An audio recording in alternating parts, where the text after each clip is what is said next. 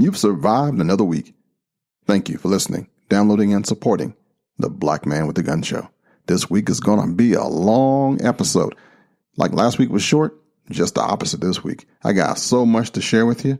Shooting tips, the importance of a grip, how to get more black people into your shooting club or range. Michael J. Woodland lets us into the secret world of the U.S. Army sniper and some vets that started their own company, their vision, their thoughts, and their product plans for a new company called OSOK. One shot, one kill. But wait, there's more. In my celebration of the black woman this month, I got a friend you probably never heard of. But man, she made a difference in Chicago. Her name is Rhonda Ezell. And introducing a dynamic duo from the Northeast. Fitness and firearms trainers. They call themselves Fitness, Fuel, and Fire. All this coming up next on your favorite righteous podcast, The Black Man with a Gun.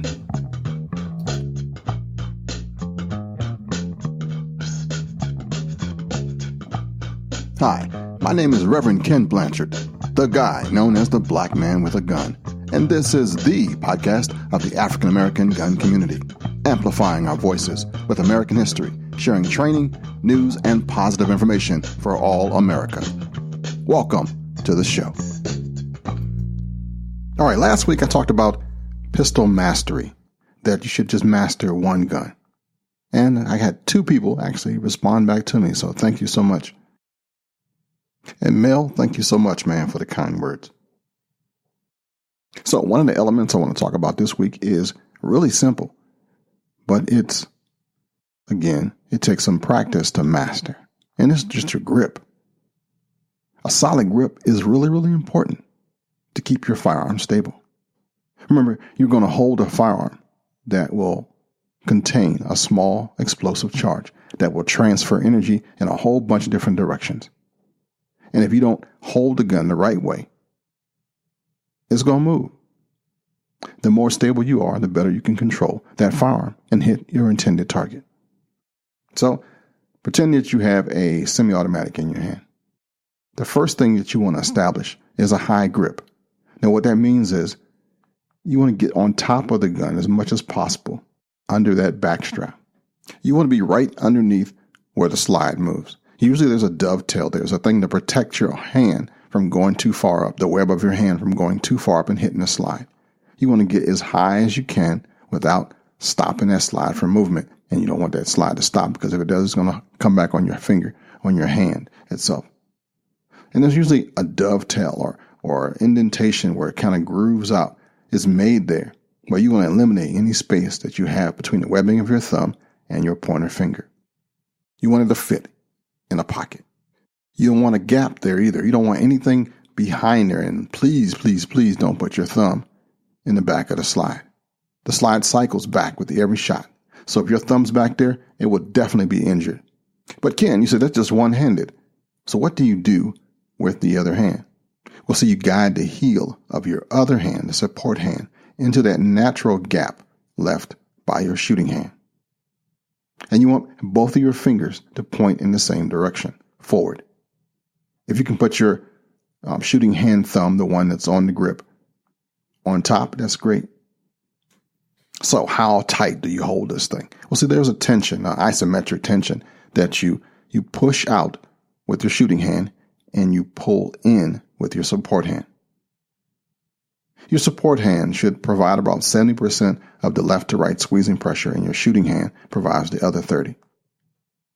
You don't want to have a death grip on this gun. If the gun is shaking, you're too tight. And you don't want to be too light either. All right, but how about that wheel gun, the revolvers? It's the same, except for you don't want to put your thumb anywhere near where the hot gas is coming out of the cylinder was going to be.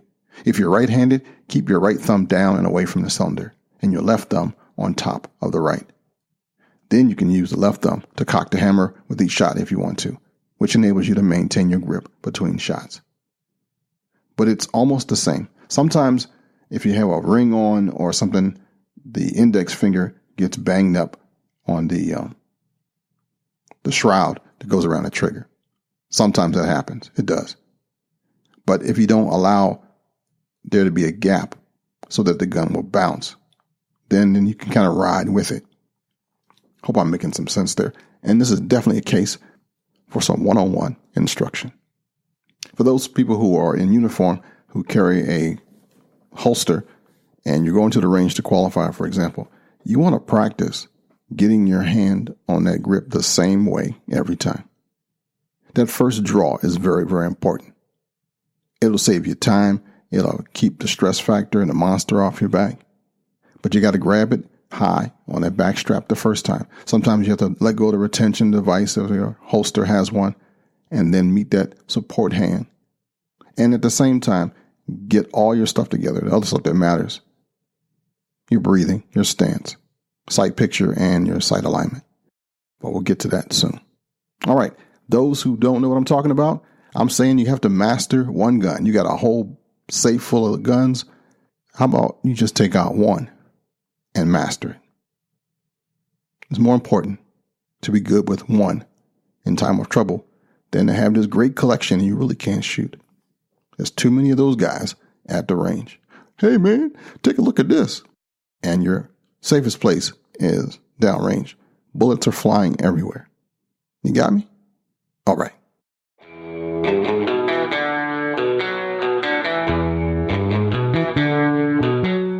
A few years ago, a friend of mine started this thing called the United States Concealed Carry Association. It's an education, training, and self-defense insurance company now. It's for responsible gun owners. You can get complete peace of mind when you join USCCA today. If you carry a gun for self-defense, you need this. It's a whole package: education, training, and self-defense insurance. Call my friend.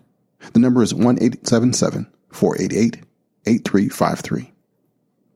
And if you missed that, go to the link at blackmailthegun.com for USCCA. Hi, my name is Marcus Weldon. Some of you may have heard of the Santa Claus shooter. That's me. Stay tuned. And we are back.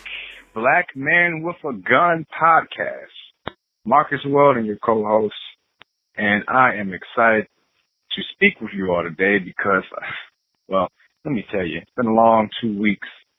I've been out of commission, but let me tell you why. First off, 2 weeks ago, I was pulled over by a state police officer, state trooper, Michigan State police officer, and he, for a broken taillight accident. I was driving in my father's truck. Pulled me over, ran my name, and came back and asked me, do I have a gun in the car? Now, for those of you who haven't followed the story, I've actually been fighting to get my carry permit back since the whole ordeal happened and I was exonerated in June 2016, June 21st, for the Santa Claus shooting.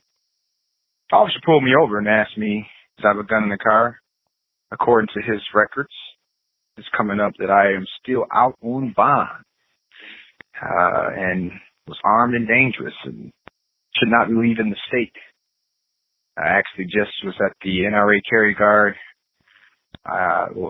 convention in Atlanta, which I shouldn't have been there, according to his records. Sounds crazy, I know. But unfortunately, I had to go and figure out why in the world was my name not cleared after all this time, over a year. This was actually the third time this came up. The first couple of times I went down and talked to the court myself, and they say it was taken care of. Complete lie. But now I have a different way of thinking. You need to speak their language. Bring in an attorney. I got attorney Terry Johnson who came in and spoke to the courts and tried to figure out what exactly was going on with my name. And it turns out that I was not cleared, and it was, quote unquote, my fault, as well as my attorney's fault, for not following up and going to the ninth floor where they keep the records and turning my paperwork in, which was another lie, because we did that. All in all, I was pretty much roaming around, not just the city, but the country, because I was traveling all across the country speaking and could have easily been arrested if I was pulled over by another county, another police officer in another state, another city, and they would have seen that I was facing 7 felonies and was out on bond, and according to their records, out on tether. Of course, this is not accurate. I was already exonerated, but someone messed up. All in all, I ended up coming out a couple extra dollars, up to $1,000 actually, in attorney fees to get this thing taken care of. And first I was a PPO. Turned out it was not a PPO. It was conditions of bond. And I am now finally eligible, according to the courts, to apply for my CPO carrying permit and get my gun permit back. I still have not gotten my actual firearm back that was involved in the case. So that's an update on my situation. Thank you, Marcus. And we'll be looking forward to seeing you at the Gun Rights Policy Conference. I think you're going out that way. I won't be there, but I know I'll hear some good stuff from it. And stay tuned. He'll be back. This portion of the show is sponsored by CrossbreedHolsters.com. Crossbreed Holsters has gained national recognition as a maker of the best and most functional concealment holsters available on the market today. Each holster is handcrafted to ensure your firearm is safe and secure while carrying, combined with the best customer service in the industry. Visit CrossbreedHolsters.com. How to get more black people in your gun club, or how to attract more people of color to your range, business, or gun club. Now, I know some of you are saying, that sounds racist. But let's put it in context. The gun culture, traditionally, is white males. The gun culture, traditionally, the firearms industry, traditionally, white males. A lot of the savvy white males, a lot of the old school people who have been around a minute, realize the importance of diversity. Understand that unless all of us are free, none of us are free. Some of these same people have asked me more than once, Ken, what can we do to make our club not look like an old boys club? What can we do to get a more diverse representation of the gun industry, the gun culture into our group?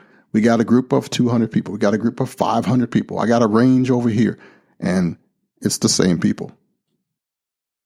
Because the question was honestly asked. Let's put aside the race thing, if you can. Let's just be adults trying to solve a problem. Let's not be all politically incorrect and get all stuck up as we are right now. If you think about it, we are hypersensitive. We are over the top. It's so bad that folks don't even want to talk about anything with anybody who doesn't look like them because they don't want to be labeled one thing or another. It's bad. I've been in the gun community since about 1990 when I decided to become an entrepreneur, a firearms instructor with a company I created called African American Arms and Instruction. There's a story behind that name too, but that's for another time. I was also an active firearms instructor for the CIA at the time. And I was moonlighting. I was doing this thing on my own to train qualified people. I was trying to become like a GSA certified, Maryland State Police certified security guard trainer. That was my entrepreneurial link right there. I was going to do that. And then I realized that security guards that didn't want a FLETC trained officer, a FLETC trained instructor. They just want somebody to pass them so they can keep working. They didn't care about officer safety. They didn't care about lethal force. They didn't care about weapon retention. It was rough. My fancy rented office space and training room was overhead that I eventually couldn't cover. My book sales for the first rendition of my book and the 1 or 2 clients that I had didn't help me save the place either. As you know, I created the 10th Cavalry Gun Club, and I realized I didn't know enough about running an organization as I needed to be. I didn't know a lot about the African American community before that either. I learned, though, the hard way. I learned a lot about myself. Then I went looking for opportunities in the firearms industry. I learned a few things there. Here's my 3 points about how to get more people of color, a more diverse group coming to your range or your club. The first one is real obvious. You just ask. You open the door and you tell people that you have a club or range that's open to everybody, and you let them come in. You market to everybody equally. You don't put a color on it. You don't put a race thing on it. You don't try to have a fried chicken dinner with Kool-Aid and all that stereotypical crap. You just treat everybody the same. All right, you tried that, and it didn't work.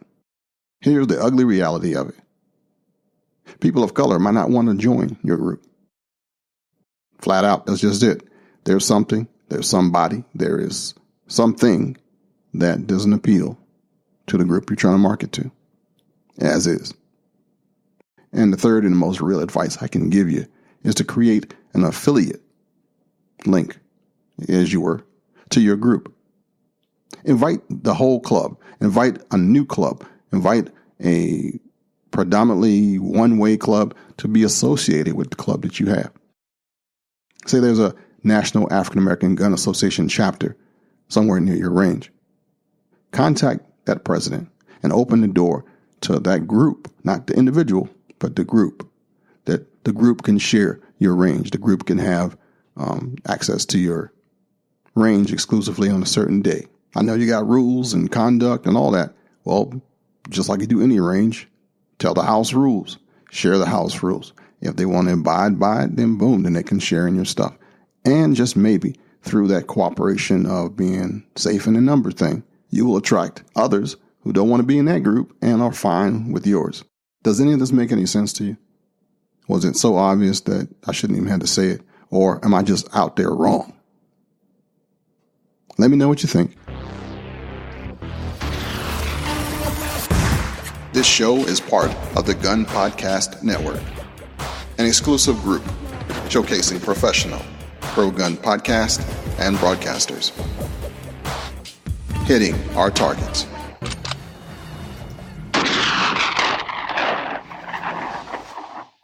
I'm really happy about this next guest. Let me tell you what she says. The case has been fought.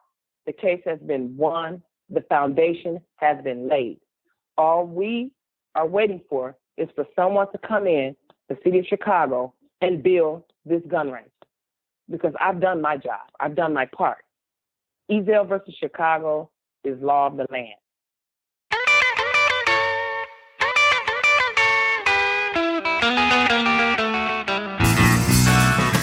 Ladies and gentlemen, from the Windy City, Rhonda Ezell. Rhonda Ezell, welcome to the show. Thank you, Ken. Thank you for having me. I've known you for a minute, and this is like probably one of the few times I've got you on the phone.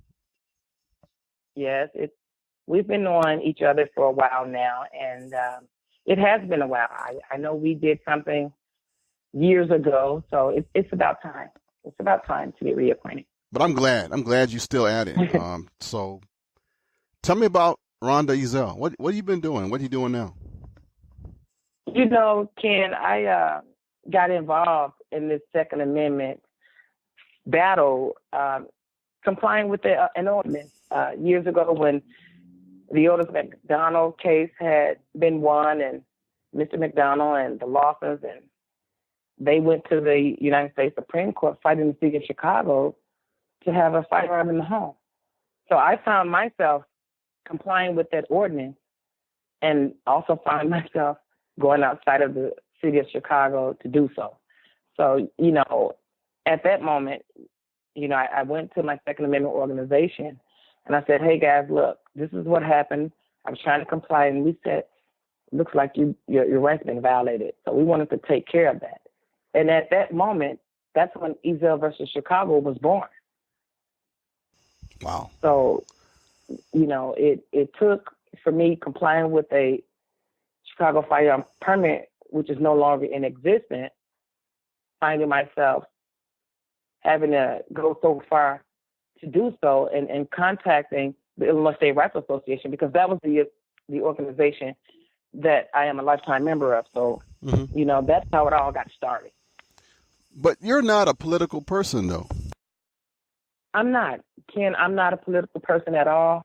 I don't want to be put into a political box, because Rhonda Ezell is a regular citizen, just like everyone else. You know, I'm from the south side of Chicago. I've worked a long time in the city of Chicago. And right now, after being a plaintiff, taking on the city of Chicago, winning 2 federal lawsuits to bring a gun range to the city of Chicago, that was huge. It was monumental. It took us almost a decade to do so, and we came out victorious. So when you say that I'm not political, I'm not. And I try to make that very clear when people want to interview me, because they look at it as, this is the gun industry, Youre Ezell versus Chicago, this is a landmark case, you've made history in the United States of America. Yes, that is true, but that doesn't mean I want to get political on every issue or think I know everything there is to know in the firearm industry, because I don't want that type of, I just don't need that type of environment. It's a lot. It's a lot that comes with that, and I'm not that person. So I just want to give the people the information, feed them the knowledge, and give them an opportunity, to take it and utilize it. Sounds good. South side of Chicago, you guys make the news a lot. All day, every day. It's nonstop. The violence here is unreal. It's unreal. It's unbearable. But the thing that bothers me is this is a lot of black on black crime, and we deal with it in the city of Chicago a lot. And I'm bothered by that. We could do better. But once again, that arena that I don't want to be in politically, the political powers to be here, they don't have a handle on it. They don't know how to combat it. It's not going to stop. We had over 800 homicides last year. Just, I want to say a few days ago, we logged our 500 homicides for the year. So if it's not a murder, it's robbery, it's carjacking, anything and everything is on the table here in the city of Chicago, and it's sad. It's sad. What gun do you shoot when you get a chance to do some shooting? What I shoot, I'll shoot whatever is there, because when I'm out on outings, I'm around a lot of friends, and there are a lot of firearms around. I like to shoot the Glock. I'm a Glock girl. So, I like to shoot the Glock. I like to shoot the AR. I mean, I've shot a lot of handguns, a lot of revolvers. Just, I'm not set on one, but I like the Glock. I like AR. And I try to shoot as many as I can. If I'm with someone and we're out at the range and they say, hey, do you want to shoot this? Sure. I'm not going to turn it down. I just want to see what it's about. I may not go and purchase it, but my likings, Glock and AR, I like those. All right, cool. Does Chicago still have that FOID card thing? Yes, we do. You still need a firearms owner identification card in order to purchase a firearm or ammunition. So that still is the law here in the city of Chicago, although we do have concealed carry here now. But yes, the answer to that question is yes, we do. What is Chicago Guns Matter? Chicago Guns Matter.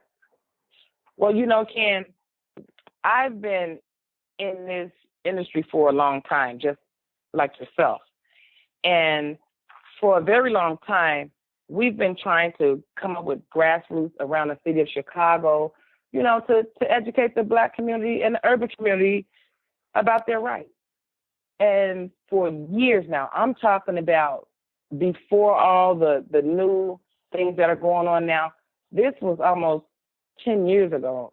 We've been fighting for people to educate themselves, get involved, and know their rights. But we found out that the Black community, they are afraid to come out and get involved. So from standing on the L platforms, passing out literature that we would go on a daily basis to certain dangerous L stops in the city of Chicago, we found that wasn't working. And that was way back in 2010. So here we are in a day and age where everything is instant gratification. And I came to the conclusion that we have to get through these people through their cell phones, because everybody's walking around with a handheld device, and that's how they're getting that information. So, and I was like, hey guys, look, let's come up with Chicago Guns Matter. We came up with Chicago Guns Matter. We wanted something to be edgy. Chicago Guns Matter is an organization. It's made up of pro-gun advocates in and around the city of Chicago. You know, we're here to share with the urban community about how to exercise their fundamental constitutional right to keep and bear arms, because people are not getting involved. And our goal here at Chicago Guns Matter, you know, is for the law-abiding citizens in the city of Chicago to learn how to legally possess firearms, you know, as well as the steps needed to obtain the Illinois concealed carry licenses, because people do not know how to go about doing that. It was a lot of red tape in the beginning when we first got concealed carry here. A lot of people were being denied back and forth, and they didn't know the steps it takes, you know, to get that completed. You know, so with that being said, we, you know, here at Chicago Guns Matter, we also wanted to make sure that we were putting faces to the cases. And I like this because this is very important. Faces to the cases is so that they can learn the history of the people who have fought for their rights. A lot of people are not aware of the people in the Black community who have stepped up, put their heads on the chopping block, and fought for their rights.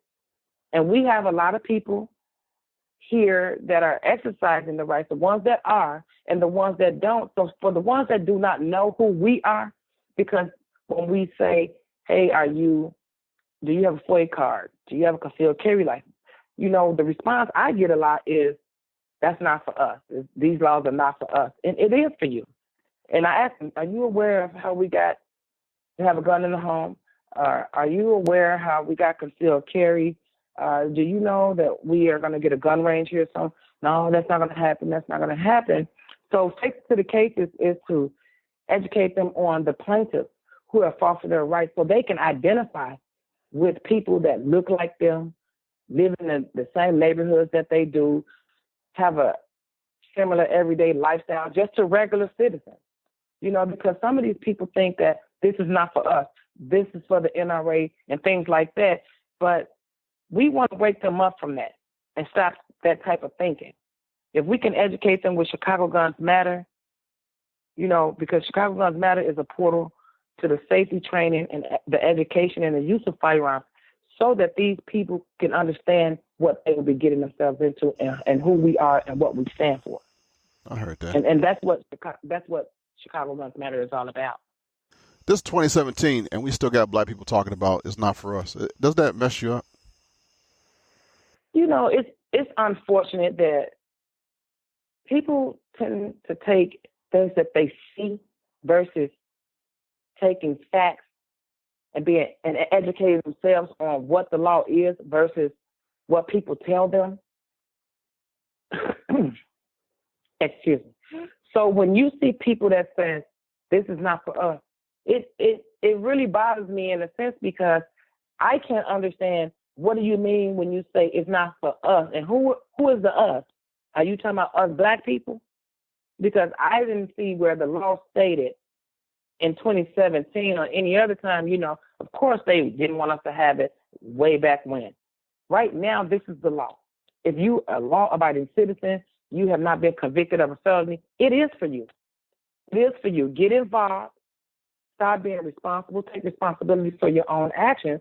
You know, if the people, I would say this because I truly believe if you can be on Twitter and Facebook all day, every day, you can log on to ChicagoGunsMatter.org, go through our how to be a firearm owner, and click on and, you know, go to the Illinois State Police website and fill out for a firearm owner identification card. If you don't know what that is, read about it on our website.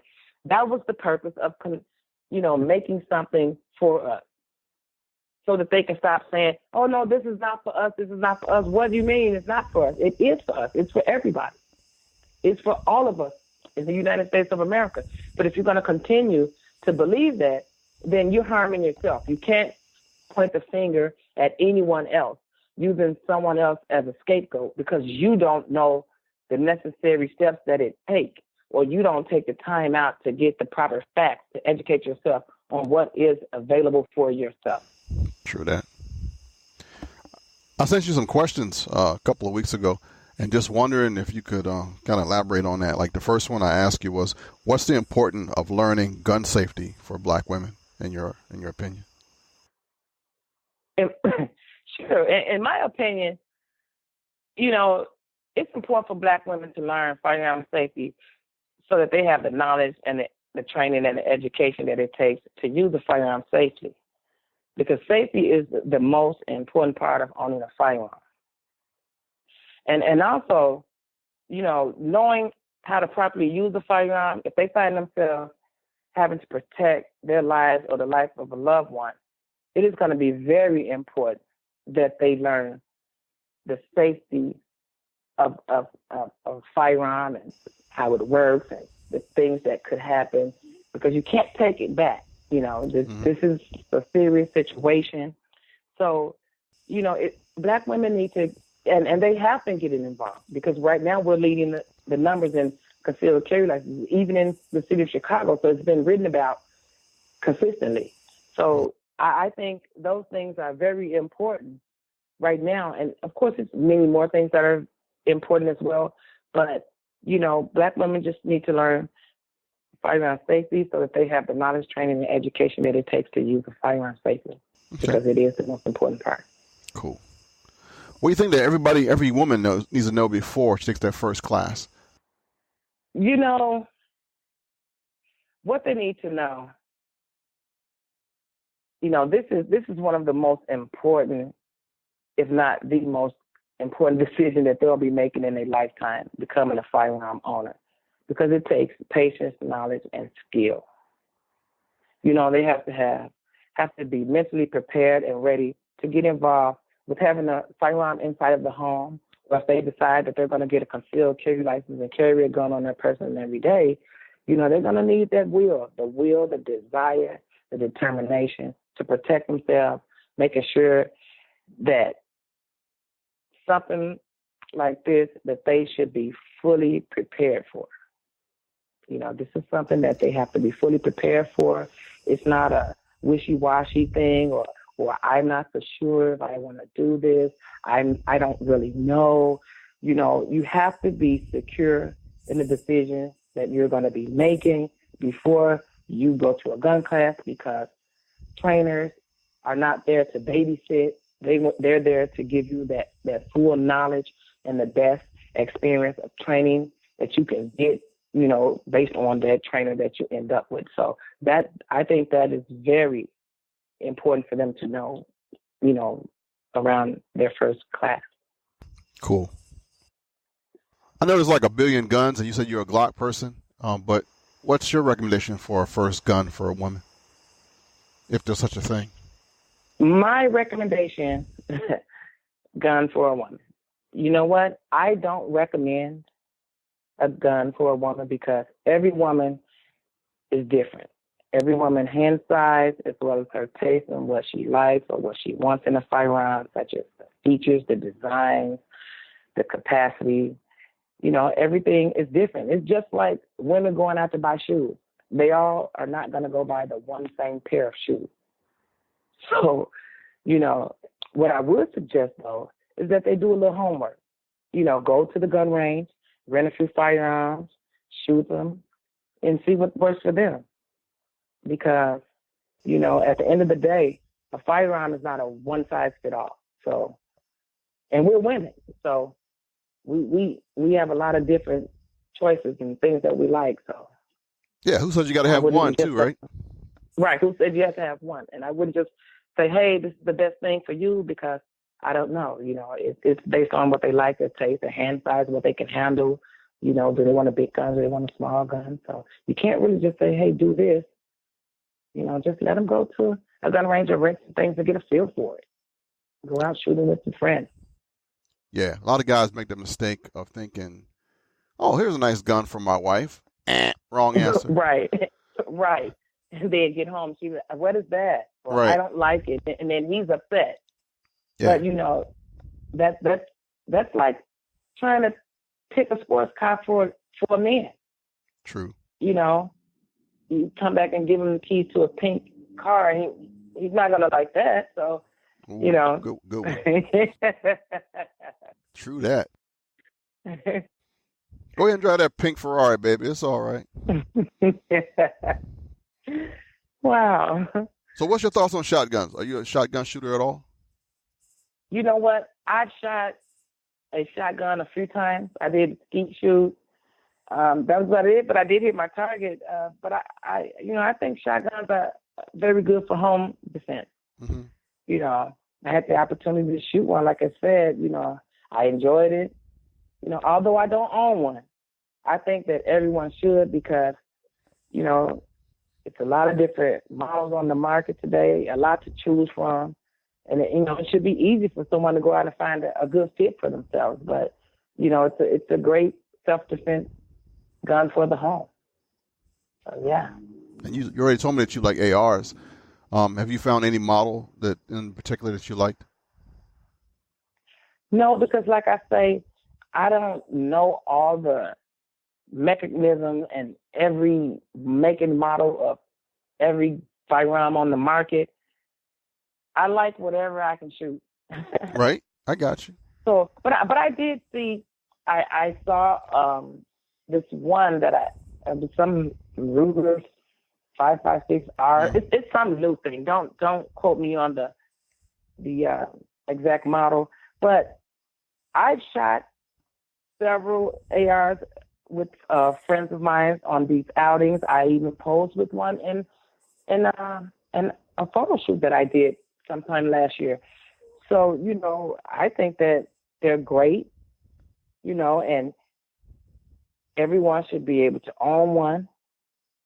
That they need to get the laws straight so that any lawful individual that feel like they want to own an AR because they want one, they should be able to do so. Because AR-15s are not the big black scary thing that people think they are. Right. That's the bad gun, and this thing is dangerous, and they're not. They're a form of self-defense just like any other firearm on the market today. So with the laws, the way that they are, they need some clarity here. We need to get some clarity and make it clear so that, every law-abiding citizen who wants to own one, they have the opportunity to do so. Dig it. I'm sitting here chilling on my porch on a summer's eve, talking to Rhonda Ezell, and it's just too cool for school. What haven't I asked you? What would be a good thing to tell people that haven't heard from you in a while and want to know more about you? Well, I don't know.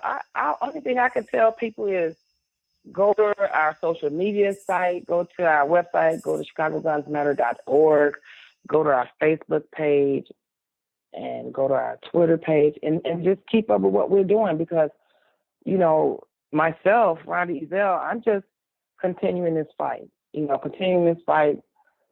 lot of us have put in a lot of time and a lot of years in this, and I'm seeing the fruit of my labor now when they write all these stories about Black women being the leading the numbers and getting concealed carry licenses. I've been fighting for gun rights for almost a decade now. Yeah. And, although they don't know who I am, that was one of the purpose of creating Chicago Guns Matter, because who's going to market you better than you? Who knows you better than you? If in the firearm industry, yes, I'm known, but to the people that I'm trying to reach and educate in these neighborhoods on the south side of Chicago or anywhere in the city of Chicago in these urban communities, they don't have a clue to who I am. I've landed on the cover of Women and Guns magazine. I've been on the cover of Hot Grass magazine, winning 2 federal lawsuits against the city of Chicago, as well as landing on the front page of the Chicago Sun-Times. And yet I can walk down the street and people don't recognize me. And I'm fine with that part. I'm fine with that part because I still live in Chicago on the south side. So people really don't need to know who I am in a sense. but I'm still doing my due diligence and educating them at the same time. I'm only famous at like NRA rallies and stuff. Otherwise, folks don't know who I am. You know, that's it. You famous around the firearm industry that knows you. Yep. It does nothing when you go home and the people you know, your family know who you are, but that's family. Oh yeah. You know, a few people might say, "Was that you on the news? Oh, that was you in the paper." But because Black people relationships with guns is totally different. You know, they know it exists. 95, probably 99% of the homes in the city of Chicago has a gun in it, right? Whether it's legal or not. That's just my belief. I'm not saying these are the statistics that are, you know, the real statistics. But I'm just making that as a point to say they don't want to get involved with the legalization, getting themselves trained, legally trained and educated in the use of firearms. But I can guarantee you they have a gun in the home, because look at the shootings and killings that we have here every day. Yeah. Look at the numbers themselves. You know, for the last 3 to 4 years, crime has risen. Every year it went up, and up. And last year, like I stated earlier, it was 800 homicides. So we know they have the guns. We want to say, hey, look, here is the way to do this. This is the law here. This is law now. If you don't understand it, if you don't know about it, this is what to do. As far as them having to know who I am, like you say, at the NRA conventions or rallies or dinners or banquets and things like that, yeah, we are those people. And our people get it misconstrued, you know, because they'll think, oh, you an NRA person. No, I'm a member. I paid for a membership. I chose to be a member. I don't get paid from anyone for anything that I do. This is pure passion that I wake up and take the initiative on educating the people that I'm trying to educate, the Black people. You know what I'm saying? So people will look at you and see you at these dinners. You may post a photo or a picture, and guess what? 99.99% of the time, as you know as well as I know, I'm always the only Black person at those events. And that needs to change. Yeah. And it's only going to change when we understand that these laws exist for us just like they do for everybody else. True. And I can't say it enough. You know, so people will take social media and look at it and think, oh, you're being paid by this person, you're being paid. I'm not being paid by a single soul. I get up and do this out of the kindness of my heart. And people need to know that, and they need to understand that. I hear you. So, because it's real. It's real. And that's what it is. Because at the end of the day, I've said this before, I can go, I just went to the NRA Expo in Milwaukee a few weeks ago. Walk in, they're playing me on the big screen in there, surprising to me. Oh, that was cool. I enjoyed that weekend. But at the end of the day, when I went home, I came back to where I live at, where nobody cares about that. Yeah. But yet, everybody has a gun, and someone is going to get shot and killed every day in the city of Chicago. There's going to be a robbery. So guns are prevalent here. There are a lot of guns here. So it's not like guns are obsolete. It's just obsolete in the mind of legitimacy, where you can legally own a firearm without going to jail. They need to process that, understand that, and believe that, and know that, because it is the law. And we're trying to do that through Chicago Guns Matter. All right. And Rhonda drops the mic on that one. Thank you, Rhonda. I appreciate you coming on the show. And I'm hopefully I can get you back on before we meet somewhere.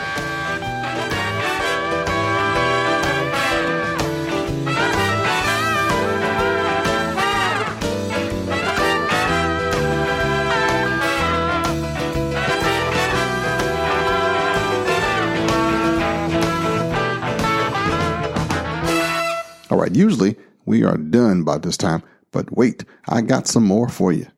So don't touch that dial. Michael J. Woodland is up next. Thank you, Ken, and welcome to another Tips and Review segment. I am Michael Woodland, and today we're going to talk with the owners of OSOK, some players in the game of long-range shooting.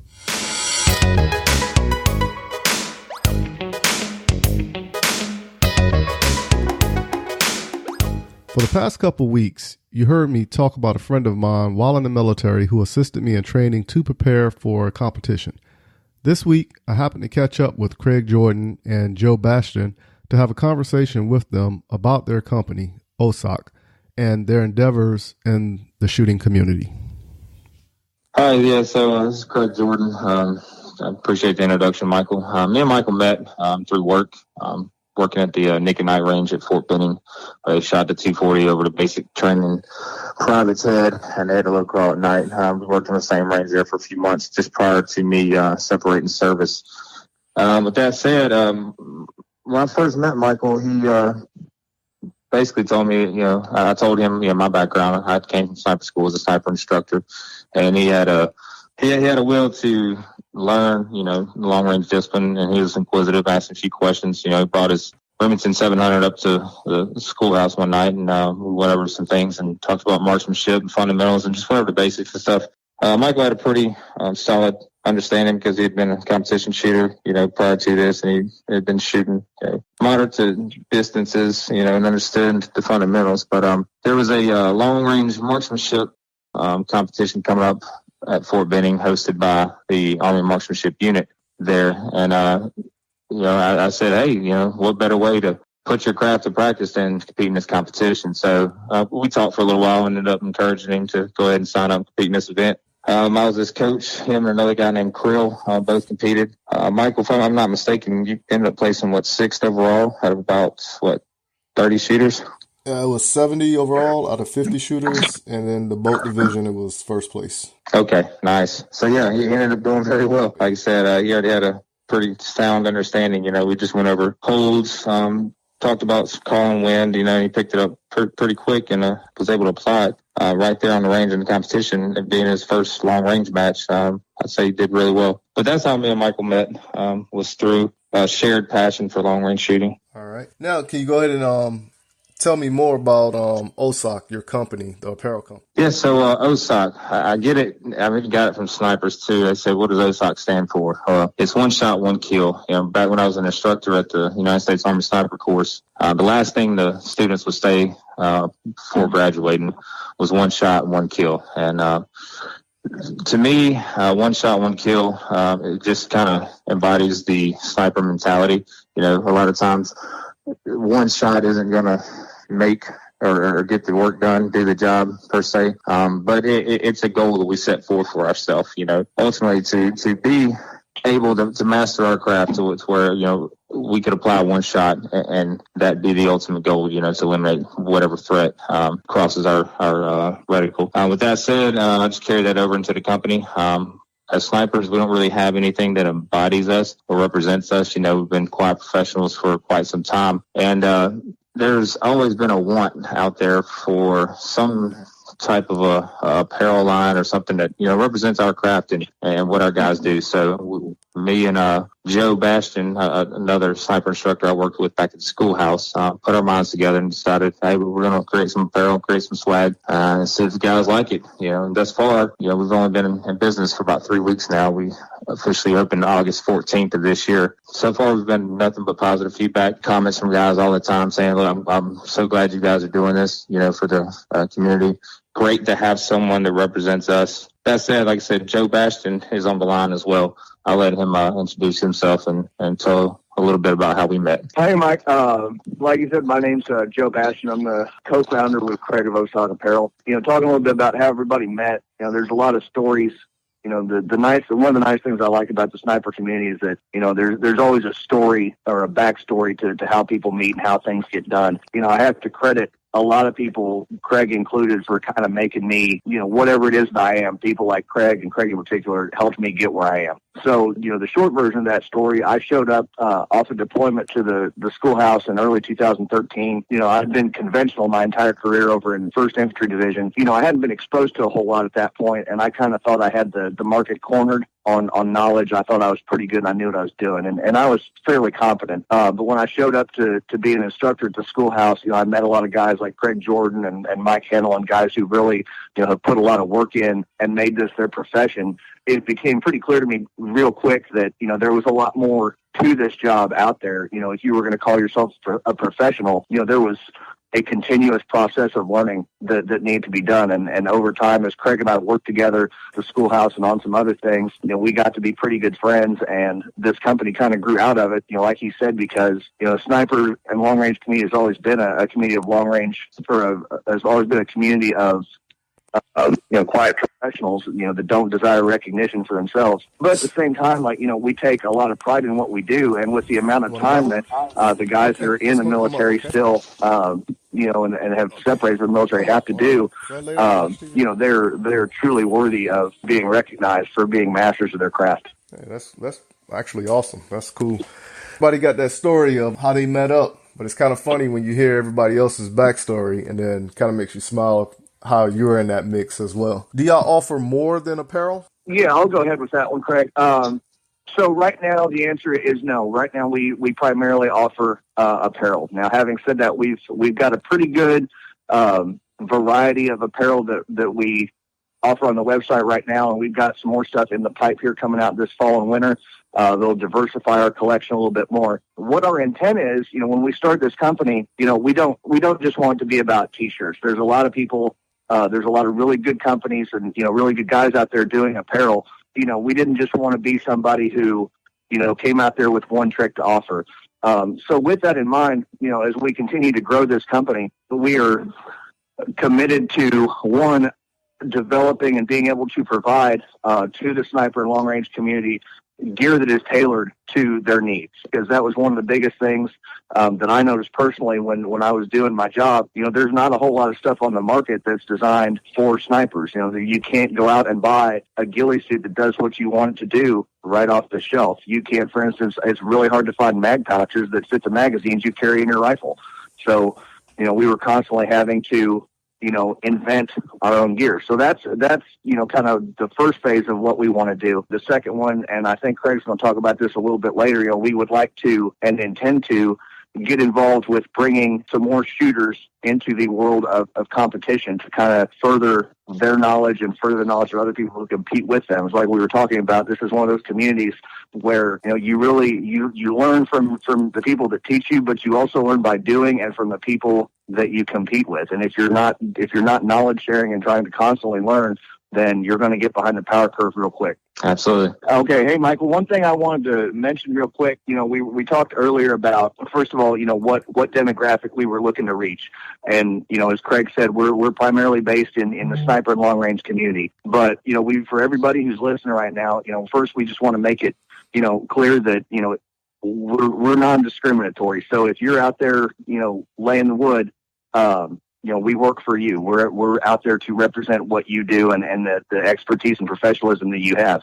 And something that goes along with that, one of our major selling items right now is we're doing custom orders. We've got a lot of sniper sections, a lot of platoons that are coming to us. We actually just got done with a custom order for Army Sniper School.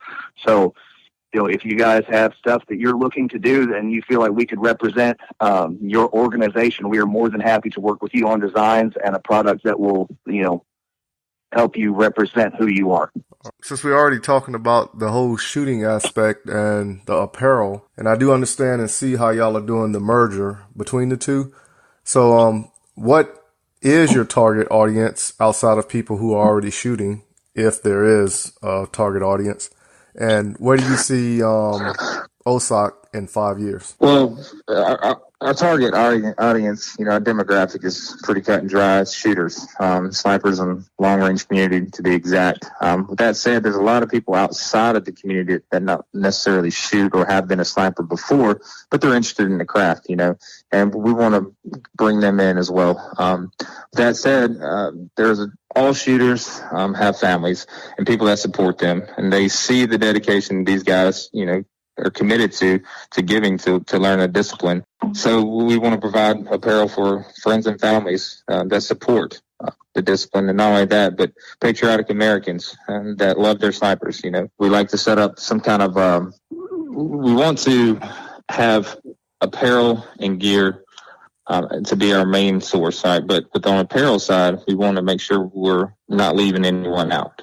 We don't want to just make all of our designs one shot, one kill. We want to kind of be more of an outdoors themed company to where we have designs that, like I said, people that support their snipers in this community would like to wear as well. Man, yeah. So thinking out long term, like Joe mentioned before, we like to branch out into gear, and that's in the near future with us. We've got some things going already that we'll be pushing out probably early part of next year.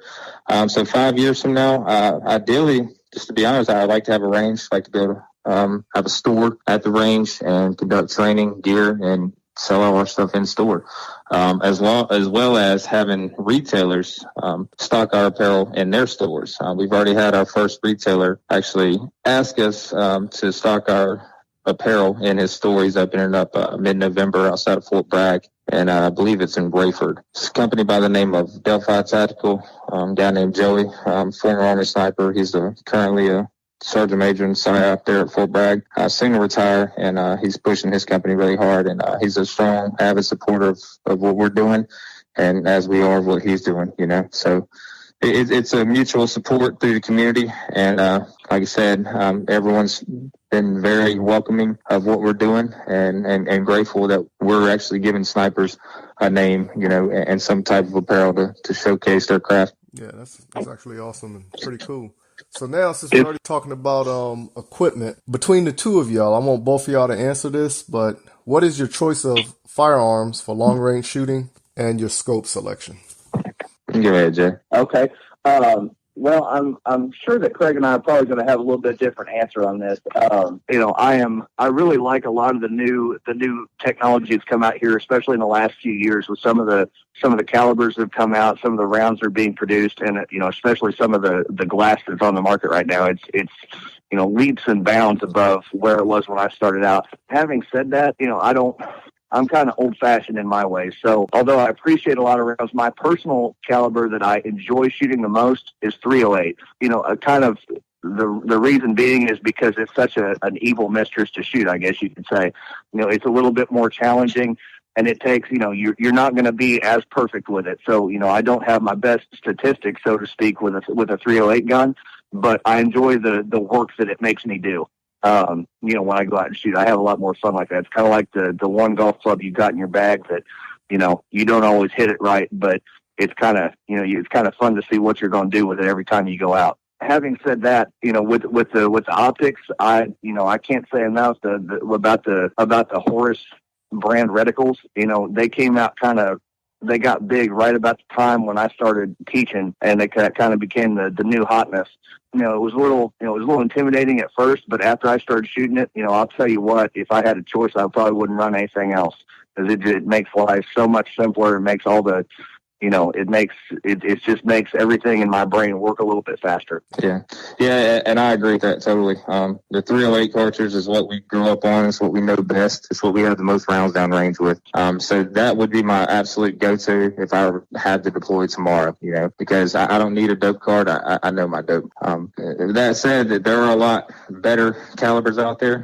So it really, we get asked this questions a lot. It's like, what gun would you go with? Well, the real question is what's the application intended for? What are you using this rifle for? Is it PRS competition? Is it to deploy as a sniper? Well, if you're deploying as a sniper, conventional side anyway, you really don't have a choice but to take what the military issues you. And, being in the Army, I guess that's the .308 on the M110 and the 300 Win Mag with the M2010, the new Remington gun. It depends on what you want to do. If you're hunting varmints, a 260 would be great. If you're shooting PRS, 6.5 Creedmoor or the 6 mil, if I were to go compete tomorrow, I would have to take a .308 just because that's where all of my knowledge is with. To pick up a new caliber and basically start from scratch would be something different, because flatter trajectory is going to change a lot of things. Your win formulas aren't going to be the same. your data is obviously not going to be the same. So it would just take some getting used to before I would be comfortable enough, to push another caliber through competition or at a deployment for that matter. All right, so now let me ask y'all this. Are you doing anything for those in the sport of shooting in the form of sponsorship? Yeah, currently, no. In the future, yes. Like I said, we've only been around for 3 weeks. So we have a lot of plans that we're kind of going to be tackling as we grow. But sponsorship is absolutely one of the things Joe and I discussed.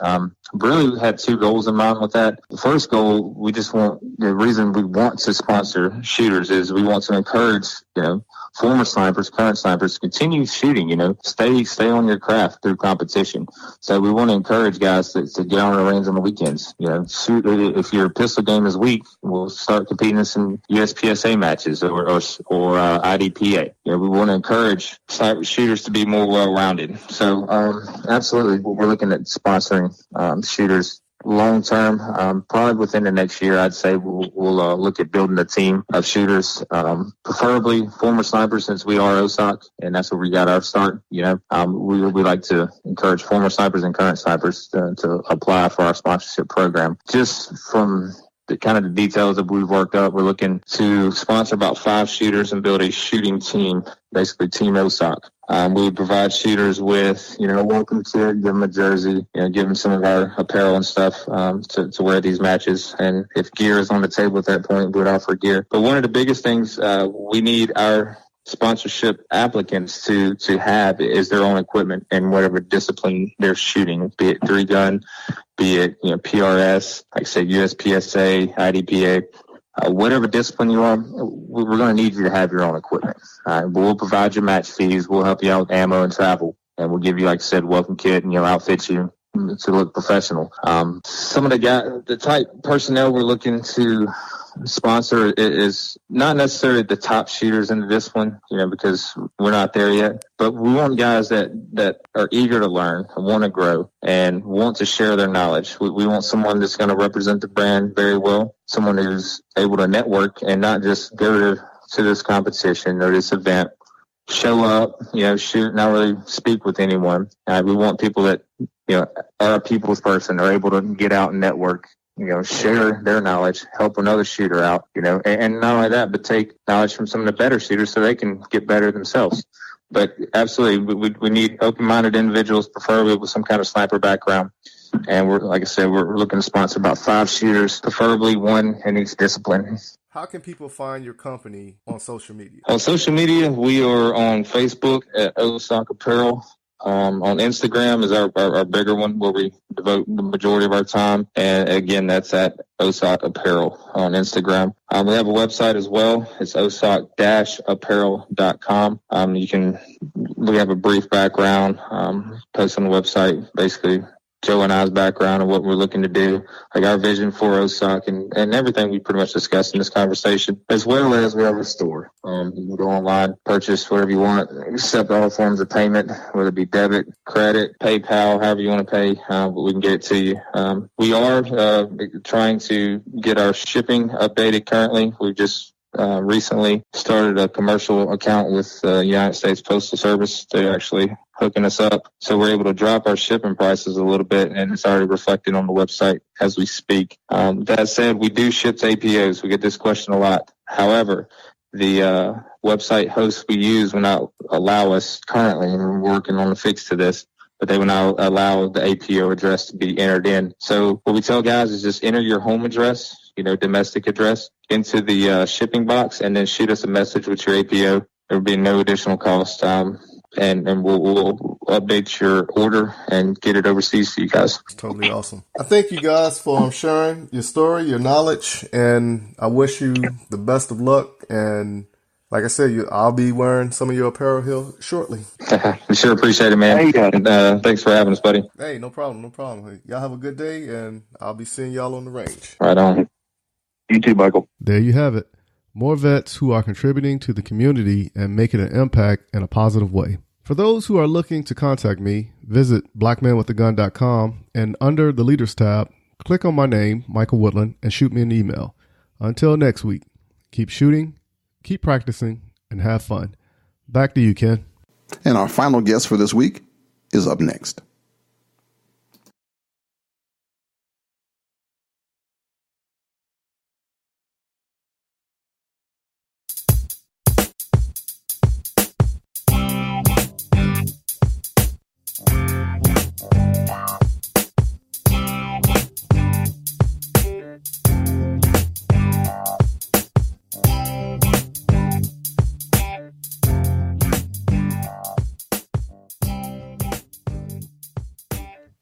All right, today I got a treat for you on the Black Man with a Gun show.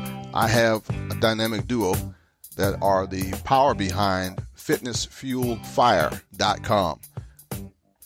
Baton Ashante and Crystal Energy, welcome to the show. Oh, thank you, brother, for having us. Thank you. You guys are firearms instructors, you're trainers, you're health professionals. You're trying to do something different in the northeast of the U.S., am I correct? Yes, you are correct, brother. So tell me the story. Who are you and what you doing? We're Fitness Fuel and Fire, and we make up the three aspects of the whole military game, because as shooters, you must be fit. That's the first thing, to carry a pack, a loaded AR with extra ammo. That's fitness within itself. So we decided to tie that whole piece together. Fitness, everything, all aspects of fitness. Natural body weight, calisthenics, boot camp training, military style boot camp training. You name it, we do it in the field of fitness. The fuel piece is clean eating, alkaline meal planning, colonic, hydrocolonic therapy, and all things health related from the dietary perspective. You know, from hydration, knowing how to do your pH balances, how to balance out the pH balances in your body and in the water in which you drink. We cover every aspect of that. And then the fire piece is from A to Z insofar as everything dealing with firearms and what I like to call the art of the shooting game. Nice. And Miss Crystal, what's your discipline in this whole thing? You're a firearms person too? Yes, I'm trained to become an instructor now.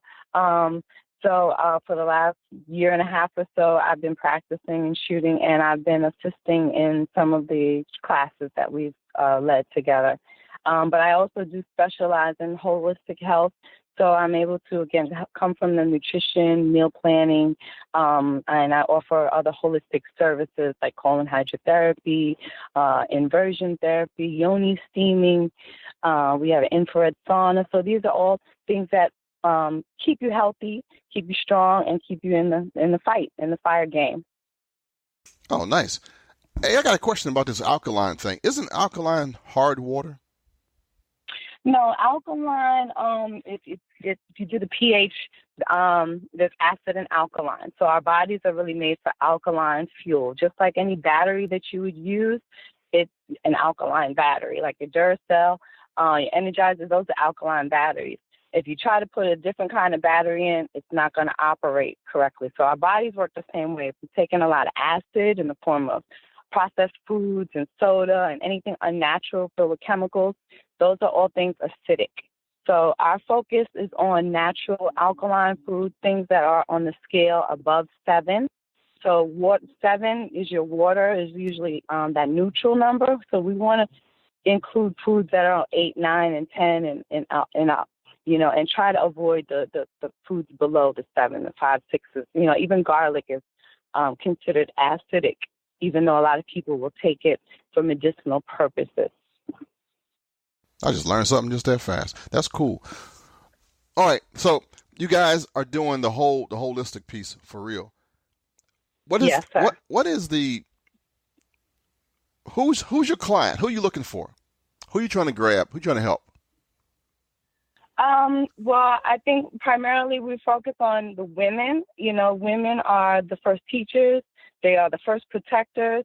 So, and they usually are the ones cooking and cleaning and in the health-related field, in the home. And so that's our first target market is to empower and educate the women on the diet, on the physical exercise, and, of course, on the self-defense. All of this falls under self-preservation, which is the first law of nature. And so that's what we're all about, self-preserving yourself on every level. I like that. My role, insofar as the holistic piece, is to start talking to the brothers or the male gender within itself, because we have a whole thing about colonics. They're talking about having phobias about dealing with the backside. They have a problem when you sit down and try to tell them the value and the benefits of having colonics, removing the mucoid, substances that stuck to the lining of your intestines.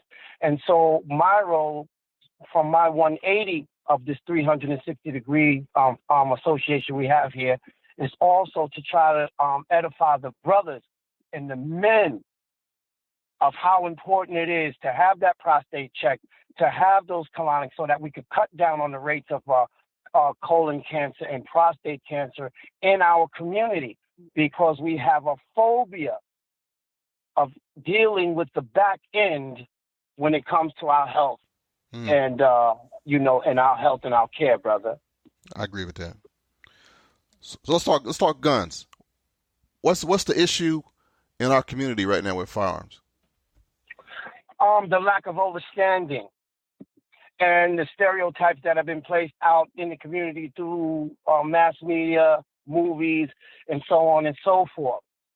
At this point in time, in our reality here under the dome and stuck here in the matrix, is that we are being assaulted on many levels, and we are left not being able to protect ourselves at no time. And if I may, yes, I would like to give an example of what I'm talking about, if that's okay. Go right ahead. The brother that they murdered from St. Louis, I forget to call, the beautiful brother with the long locks, when they ran up on him and his little brother, and they did a test run on him out there in St. Louis to see if he was armed or not. And when they had him and his little brother lay on the ground and they searched the car, and that was a test run on him. And then they found him with bullet holes in his body, and his body was burnt to a crisp, because they did a run on him to see if he could protect himself. And I think we're at time right now, everyone should be in a position to arm themselves, because right now there is an assault on a level that history hasn't seen right now in America. You guys are advocating training of folks who are untraditional in the firearms community. You're advocating for health for those same people. How has it been received? The reception has been really well. And now we're starting to try to expand our market, try to get with like minds and like vibrations such as yourself, who understand it, you get it. And we need to find a platform that we can edify the people on a larger scale. And in the day of this mass media and the internet and social media and so on and so forth, we should really be able to take advantage of getting the word out to the people. But now, again, that's one aspect of it. But I would like to do it on another level, brother. And it's this. I would like to talk with a man like you who has a CCW. I would like to sit down and talk to you and put you in a position where you could become an instructor. With the audience you have and the groups we could put together, we could just get CCW carriers that already have their permit and put together a group, a class, where we can put them in a position where they can become instructors. We need to send out more instructors, people who are in a position to really teach, but who are already familiar with the firearms game. Not the ones that are, basic pistol operators. We need to take it to a whole nother level insofar as the education, brother, and how we can take it to another level administratively, so far as how do we become certified by the states that we live in, and we don't necessarily have to, after getting your NRA instructor certification, you can then go from right there. That qualifies you to put together a curriculum, a firearm safety curriculum that you will present to the particular state in which you live, Brother, and if it's done correctly, the state will certify you as an armed instructor. You don't necessarily have to be under the NRA or the USCAA, my friend. All right. And you guys got a program that you're working on with that one, right? Yes, sir. That's one of the classes that we're putting together. We can present and give you the curriculum. We could give you the template of a curriculum that has been approved already. We could give you the template on how to become an arms instructor in every discipline. Rifle, the shotgun. I'm talking about not being a victim. We're talking about range safety and chief range safety officers. We need more chief range safety officers. We're in a position to qualify you for that as well. And this is your organization, not the big three letters. No, sir. This is purely Fitness, Fuel, and Fire. FFF 666. The 9 or the 6, 12, 18 components that make up melanin, brother. This is on a higher level and a high science. All right. So how did you get here? How did you get to this point? We've always been at this point. It was just at what point did we recognize our purpose here and what it is we needed to excuse me. I just got a note here. And we've always been here because I'm prior military. So I just had to start learning how to surround myself with like vibrations and like minds to get this movement going. How old is Fitness, Fuel, and Fire? Fitness, Fuel, and Fire is like about 4.5 years. But that's in its stage. But we've been here. I've been doing this close to 30 years now. But I had no idea. Like, again, I just fell into my purpose. Okay. I was doing the training with other fellow cop and law enforcement and military brothers that I had from over the years. And it was my FFL dealer actually suggested it to me in a conversation we had, and he felt the enthusiasm I had about the craft when he suggested that there was a need in our area for minorities to do this work. I don't consider myself as a minority, but that's how he put it. Yeah. You know, we've been batting that word around for a long time. I taught my daughter how to do her thing, and she's a CCW holder right now, and she just turned 19. So what area are you actually guys training out of? We do the tri-state area, which includes New York, New Jersey, and Connecticut. We reach up to Boston. We're in Pennsylvania, and we're going to be heading down in your area soon. So what I'm trying to do is, we want to put together classes in various cities. But again, we could do the CCW classes for the ones who don't own it, because a lot of states will allow you to carry because you have your license, but you can't carry. So you will need that permit. We are willing to do that, but we are largely looking for the ones who are already versed in the language, and we're looking to make them instructors, brother. So this movement is about empowerment. It's more than just basic stuff. Yes, sir. Yes, sir. But on a higher level, where you can, we don't have to present someone else's certificate of validation. Once you're certified by your particular state, you create your own certificate on that represent you. And long as you have your instructor's ID number, brother, you are good money. And this is something very, very powerful that we need to take advantage of, because it puts us more in the levels of the legal part, the government part. It takes us out of just being shooters, and it puts us in another realm. And even on an economic base, it stands to be very, very profitable, juxtaposed to being under the new NRA structure, how that you have to go to their site, that you put money in their pocket. Then you're going to have to hit the people in the pocket that's going to have to come to you, and they're going to pay you your worth. So it's another way of taking somebody else out of your pocket, because at the end of the day, it's all about economics. Always. Always, brother. Always. So how can folks reach you and find out more about you? Sure. Our website is www.fitnessfuelfire.com. And we're also on Facebook, facebook.com/fitnessfuelfire. We're still working on our Instagram page, but again, same name, Fitness Fuel Fire. And our phone number is 646-481-9787. And our YouTube channel as well. We will be adding some more videos and uploading that, updating that soon. But yeah, fitnessfuelfire.com is our primary, where you can find out all the information and get more information about the various classes that we have. And then you can always call us or text us or email us at fitnessfuelfire@gmail.com. Cool. Sister Crystal, I got a question for you. Are you connected with any other groups that are active right now? No. Okay. So you guys running your own thing at the moment? Yes, sir. Okay. We are associated with Asafo Red Earth down in Georgia, in Atlanta. I mean, down there in Lithonia. So we roll with them.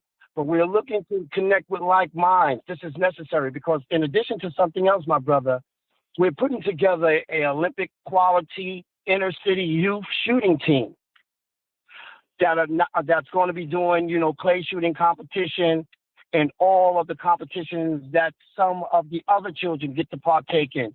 And I believe once our babies get exposed to this, they'll own that competition as well. We understand that they give out full scholarships, full shooting scholarships, just to be on the competition shooting team. There are shooting clubs that are 50, 60 years old that do not have any African Americans shooting there.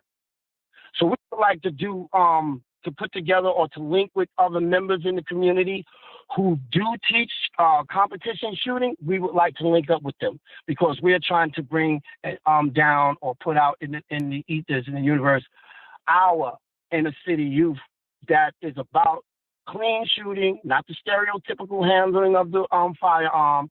We talk about competition shooting where they get to travel all over the earth and they get to compete against children all over the world. And they'll get to have a whole nother level of sense of appreciation for the firearm.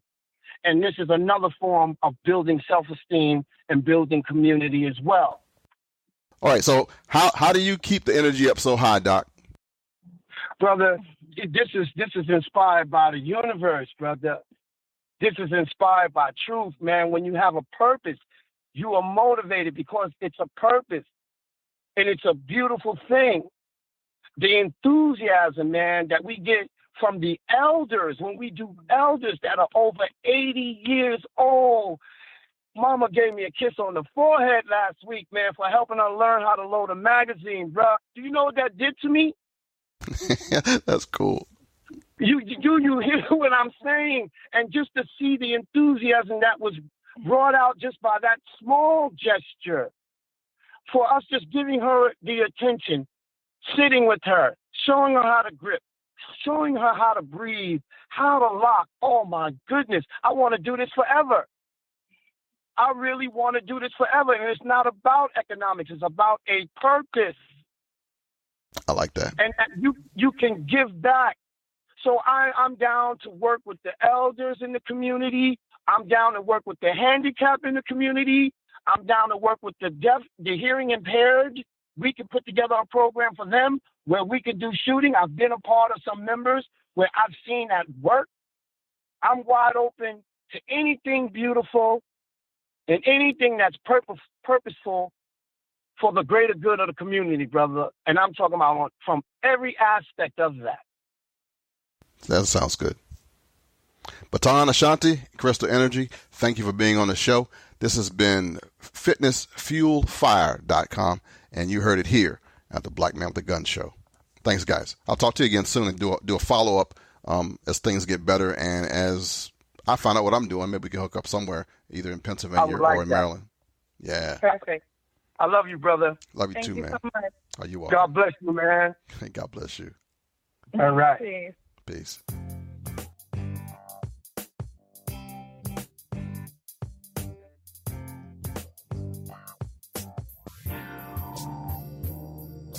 Well, this is the end of my marathon session for episode number 539.